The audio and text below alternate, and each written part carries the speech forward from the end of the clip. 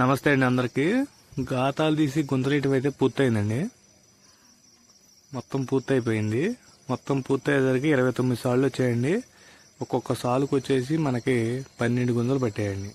12 into 29 ఇక ఎన్ని వచ్చాయో మీరే లెక్కేసుకోండి. ఎకరానికి వచ్చేసి అన్ని పడతాయండి గుంతలు. ఒక్కొక్క సాలుకు వచ్చేసి 2 గజాలు వెడమ ఉండాలండి. ఒక్కొక్క గుంతకు వచ్చేసి 3 గజాలు వెడమ ఉండేట్టు చూసుకోవాలి. చూసుకొని నాటుకుంటే పందిరి మనకి స్టాండర్డ్గా ఉంటుంది. పందిరి కూడా ఏ విధంగా వేసుకోవాలంటే మీకు క్లియర్గా ఎక్స్ప్లెయిన్ చేస్తాను నేను. సొర మొక్క అనేది ఈ విధంగా తయారై తేక కొట్టేటప్పుడు మాత్రమే పందిరి వేసుకోవాలండి.